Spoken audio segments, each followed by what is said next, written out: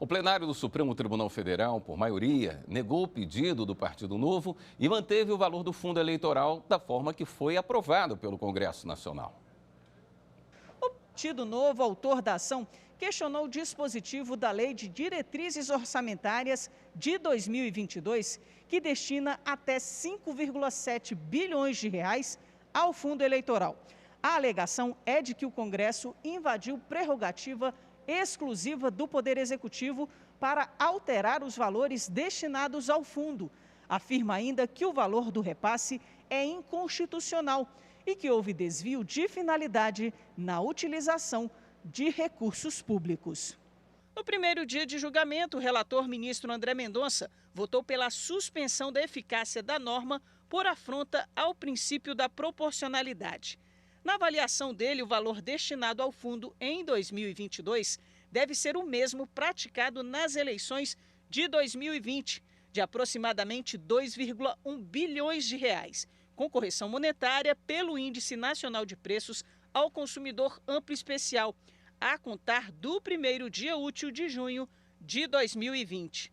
Conheço da presente ação direta de inconstitucionalidade e defiro a presente medida cautelar para fins de suspender a eficácia do artigo 12, inciso 27, da Lei Federal nº 14.194, de 20 de agosto de 2021, que dispõe sobre as diretrizes para a elaboração e a execução da Lei Orçamentária de 2022 e da outras providências.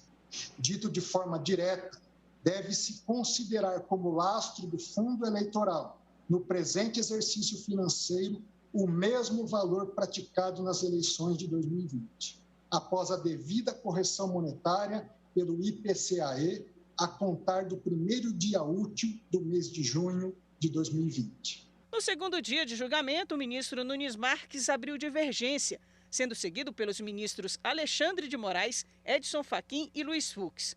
Nunes Marques ressaltou que não pode o Supremo assentar, ainda que em um cenário de restrição orçamentária e mesmo de crise pandêmica, a melhor alocação para a receita pública, por ser uma tarefa eminentemente política. Muito embora enfrentemos um momento ímpar na história da humanidade, com uma crise sanitária e econômica sem precedentes, não se pode perder de horizonte os signos que caracterizam o nosso Estado democrático de direito, do qual a separação harmônica dos poderes é cláusula inafastável.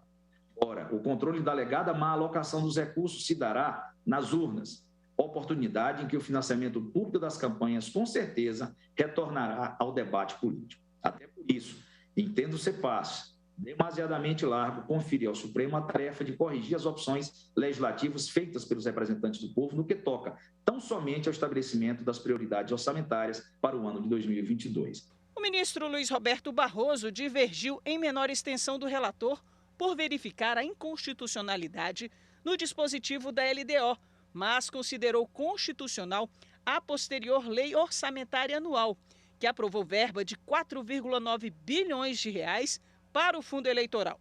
Na retomada do julgamento, as ministras Rosa Weber e Carmen Lúcia acompanharam o voto de Barroso.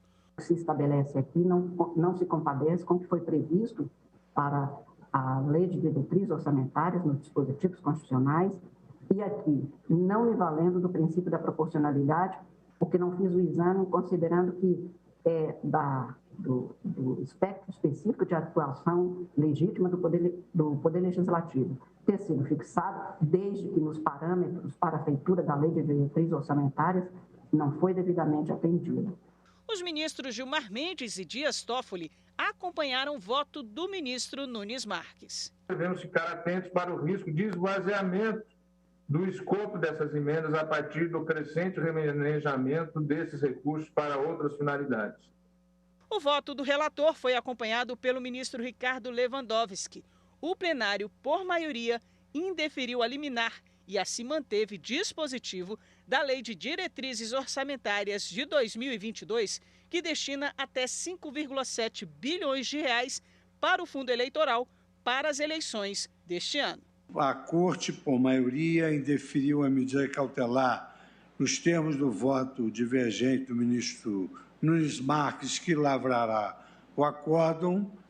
Vencidos os ministros Roberto Barroso, Rosa Weber, Carmen Lúcia e, em maior extensão, o ministro André Mendonça e, em maior extensão, o ministro André Mendonça e o ministro Ricardo Lewandowski.